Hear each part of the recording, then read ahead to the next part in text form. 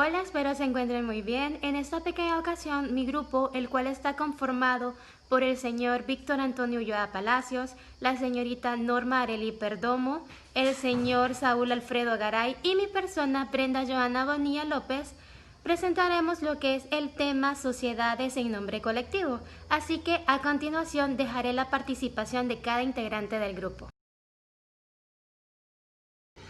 Hola, ¿cómo están? Mi nombre es Brenda Bonilla y en esta pequeña ocasión hablaremos acerca de lo que son las sociedades en nombre colectivo o colectivas.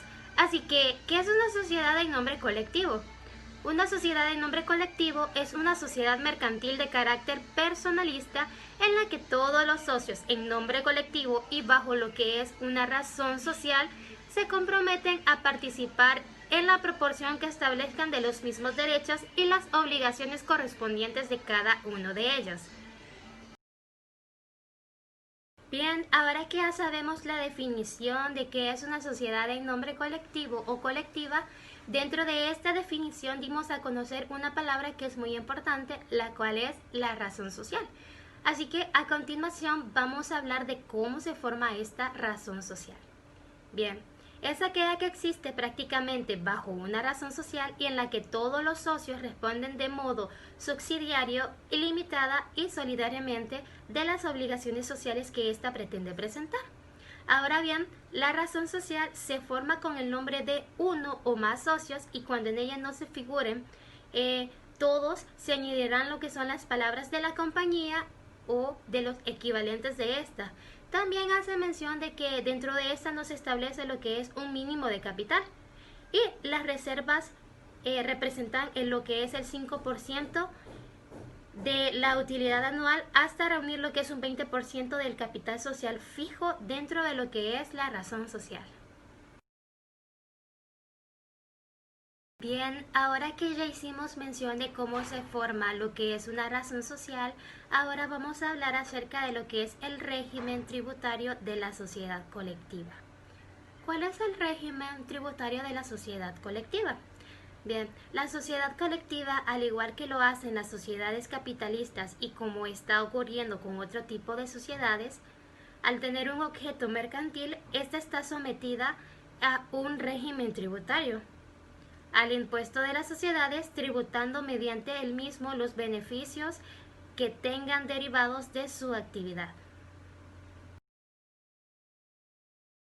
Hola, ¿qué tal? Mi nombre es Arely Perdomo. Yo le voy a hablar acerca de cuál es el número mínimo de socios en la sociedad colectiva. Bien, tenemos que, como su nombre lo indica, recoge una colectividad de personas, de forma que no es posible que la misma se constituya con un solo socio y con ella sea unipersonal, sino que sea imprescindible que la sociedad colectiva tenga al menos dos socios. Bien, pero tenemos que este tipo de sociedad tiene dos tipos de socios, que dentro de ellos tenemos los capitalistas y los industriales. Dentro de los capitalistas son aquellos que aportan bienes o el dinero y los industriales son los que aportan el trabajo. Pero también tenemos que los capitalistas son los que gestionan el negocio y los que les afectan las ganancias y las pérdidas, ya que ellos son los que ponen todo el capital dentro del negocio. Y los industriales, estos no gestionan nada acerca del negocio, pero sí les afectan las ganancias, pero no las pérdidas. También tenemos que dentro del negocio tenemos cómo se forma la razón social del nombre colectivo.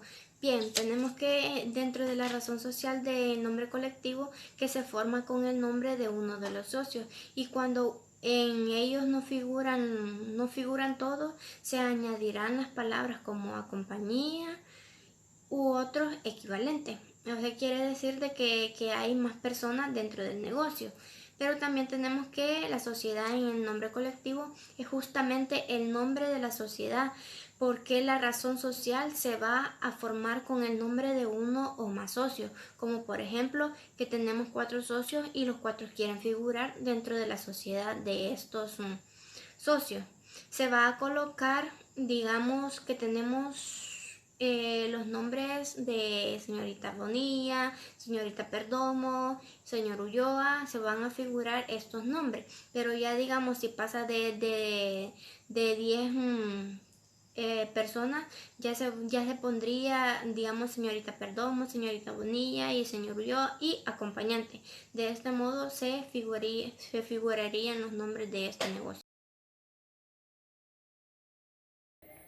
Hola, ¿qué tal? Mi nombre es Víctor Palacios y yo les voy a hablar acerca de las características de las sociedades colectivas. Primeramente debemos de saber que la sociedad de nombre colectivo tiene una serie de características de acuerdo al capítulo número 2 de la Ley General de Sociedades Mercantiles. La principal característica de las sociedades de nombre colectivo es que el mínimo de socios deben ser 2 y el máximo es ilimitado.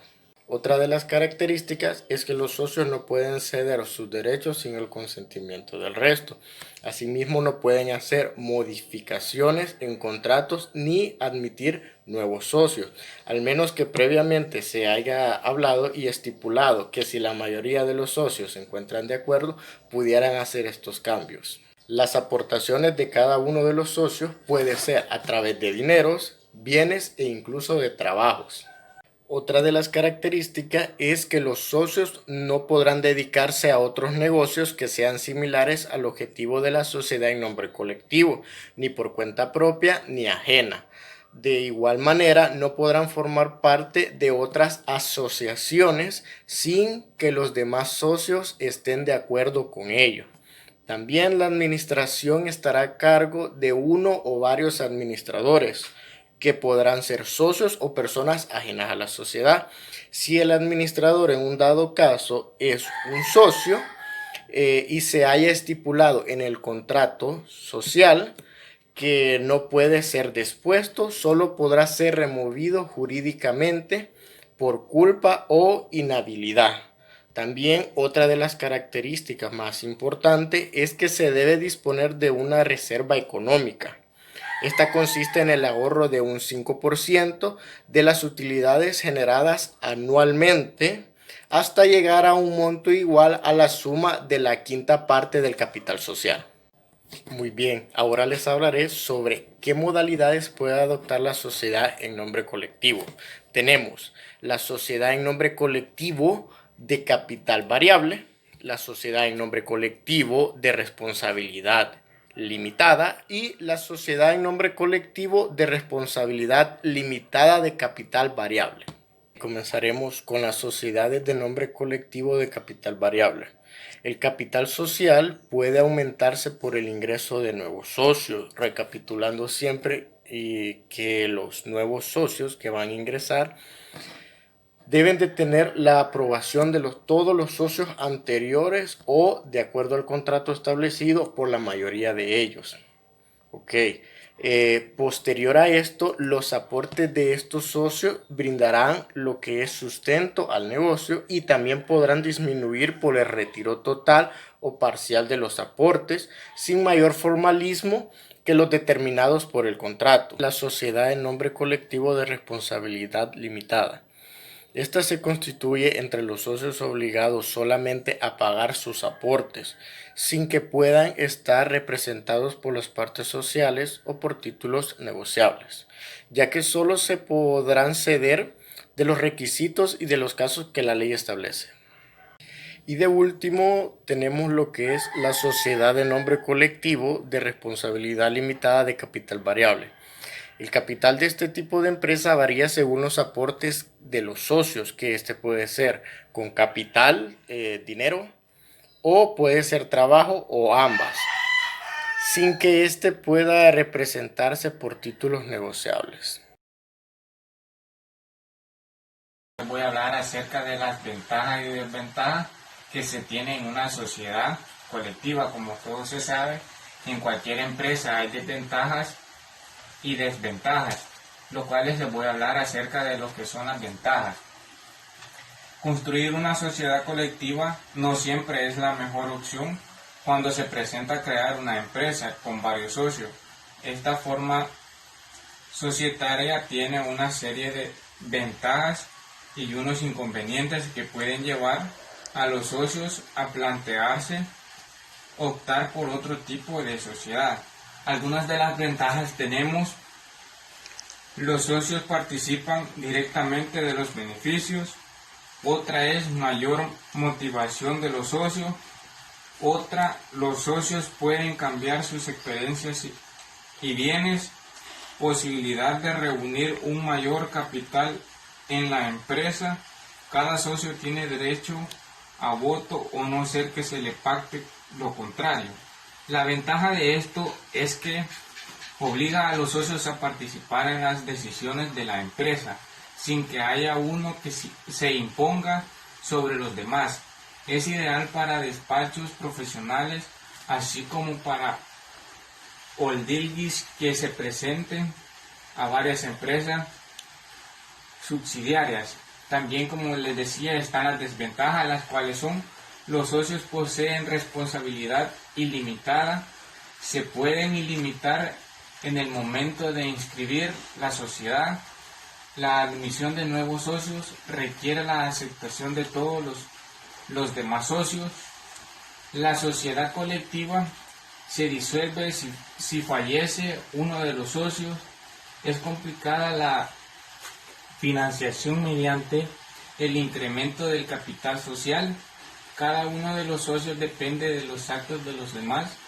Es difícil de deshacerse de uno de los socios.